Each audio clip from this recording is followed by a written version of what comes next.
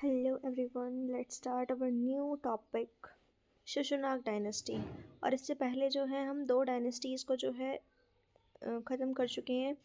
पहली हरियंक डायनेस्टी और दूसरी नंदा डायनेस्टी, दोनों को हमने कम्प्लीटली पढ़ा है। अगर उन दोनों डायनेस्टीज़ में से कोई भी क्वेश्चन आता है तो आप 100% उसको कर लोगे। So let's start our new topic Shishunag dynasty.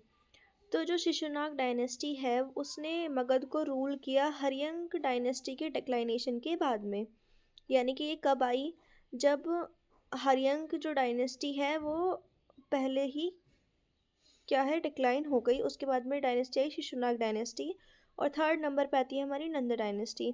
इसने बहुत ही ज़्यादा क्रूशियल रोल जो है वो प्ले किया है पॉलिटिकल कंसोलिडेशन नॉर्थ इंडिया का। यानी कि नॉर्थ इंडिया को पॉलिटिकली कंसोलिडेट करने का सबसे इम्पॉर्टेंट और क्रूशियल रोल जो प्ले किया है वो किया है शिशुनाग डायनेस्टी ने।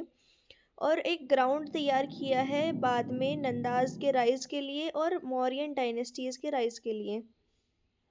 यानी कि इसने जो है ग्राउंड पे चीज़ें तैयार कर दी कि बाद में जब जो है इसके बाद में कौन सी डायनेस्टी आएगी, नंदा आएगी, फिर उसके बाद में मौर्यंस आएंगे। ओरिजिन कैसे हुआ शिशुनाग डायनेस्टी का, तो ये पढ़ते हैं हम।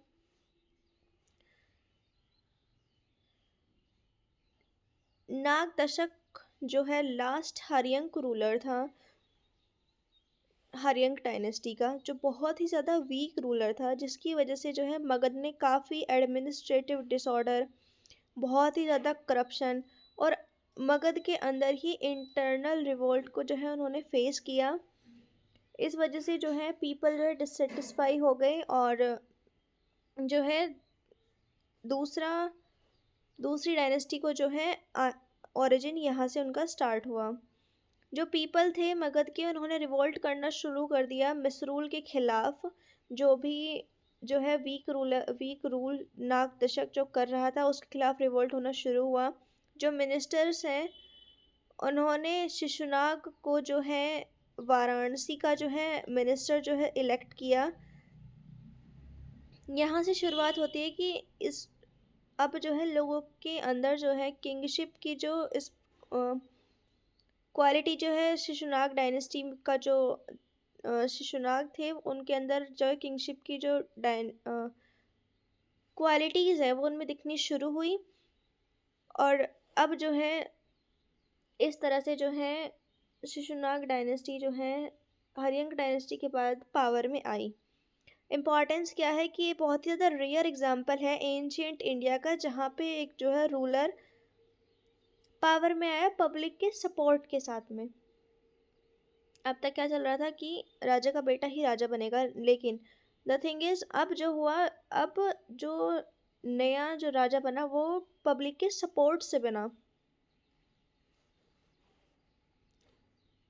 शिशुनाग जो है फाउंडर थे डायनेस्टी के। इनिशियली जो है उन्होंने राजगृह जो कैपिटल थी मगध की उससे जो है रूल किया, लेकिन बाद में जो है वो कैपिटल को शिफ्ट करके कहाँ ले गए, वैशाली में ले गए। इसने हेल्प की दोनों टेरिटरीज को जो है रूल करने में, मगध टेरिटरी और वजी टेरिटरी। मेजर अचीवमेंट क्या रहे कि इन्होंने जो है अवंती को डिस्ट्रॉय किया। ग्रेटेस्ट अचीवमेंट है शिशुनाग डायनेस्टी की कि उन्होंने जो है अवंती को डिफीट किया और डिस्ट्रॉय किया। अवंती जो है मगध का स्ट्रॉन्गेस्ट राइवल रहा वेस्टर्न इंडिया में। और ये जो है राइवलरी ये कब से चली हुई आ रही थी, बिंबिसार और अजातशत्रु के पीरियड से। और इसको डिस्ट्रॉय यानी कि ख़त्म किसने किया, शिशुनाग ने। शिशुनाग ने जो है अवंती को डिस्ट्रॉय किया, हराया, डिफीट किया और जो है उसको एनेक्स कर लिया, यानी कि जीत लिया। रिजल्ट क्या हुआ कि इससे जो लॉन्ग स्टैंडिंग राइवलरी चलती हुई आ रही थी मगध और अवंती के बीच में वो जो है ख़त्म हो गई। और हमारा जो सेंट्रल इंडिया और नॉर्थ इंडिया था वो पॉलिटिकली यूनिफाई हो गया। काला अशोक। काला अशोक जो है शिशुनाग का जो है बेटा था, लेकिन उसका नाम अशोक था, लेकिन he was very dark in his skin tone. So his name was there after that Kala Ashok.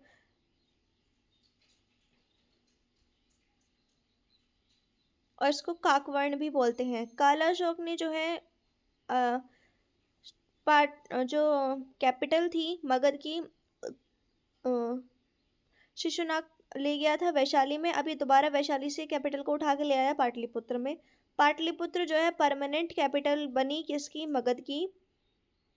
ये सिटी बाद में जाके कैपिटल बनेगी शिशुनाग डायनेस्टी की, नंदा डायनेस्टी की और मौर्य डायनेस्टी की। तीन तीन डायनेस्टीज की जो है ये कैपिटल रहेगी। कौन, पाटलिपुत्र। सबसे ज़्यादा मोस्ट इम्पॉर्टेंट सिटी है ये एंशियंट इंडिया की, पाटलिपुत्र। सेकेंड बुद्धिस्ट काउंसिल करवाई शिशुनाग डायनेस्टी वाले पीरियड में। सेकेंड बुद्धिस्ट काउंसिल हुई। क्या टाइम रहा, अराउंड 383 BCE में। लोकेशन वैशाली में हुई ये, जो शिशुनाग ने जो है कैपिटल बनाई थी। और ये कालाशोक के द्वारा करवाई गई थी। यानी कि कौन से किंग के अंडर हुई ये, कालाशोक। रीज़न क्या था कि जो मॉन्क्स थे जिनको ज्ञान प्राप्त हो चुका था, जो डिसिपल थे, विनय पिटक और सुत्त पिटक 2 बुक्स लिखी गई थी, उनमें डिस्प्यूट थे, यानी कि झगड़े थे विनय पिटक को लेके। मोनास्टिक डिसिप्लिन के जो रूल्स लिखे गए थे उनको लेके,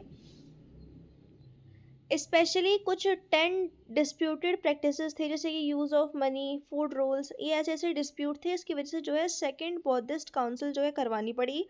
और ये कालाशोक ने करवाई, वैशाली में करवाई।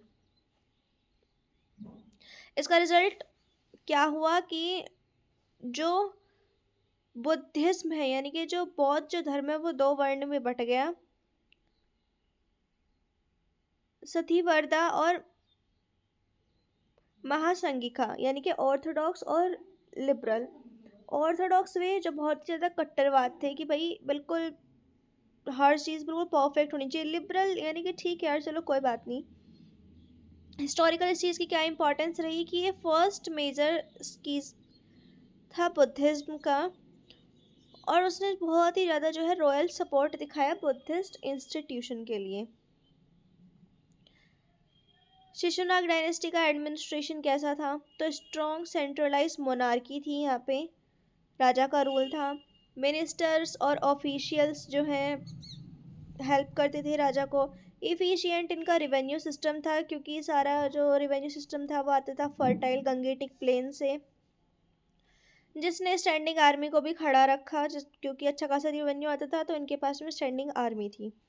पाटलिपुत्र को जो है और डेवलप किया गया और उसको बना दिया गया एक एडमिनिस्ट्रेटिव सेंटर। रिलीजियस पॉलिसी क्या थी कि टॉलरेंस रखते थे ये।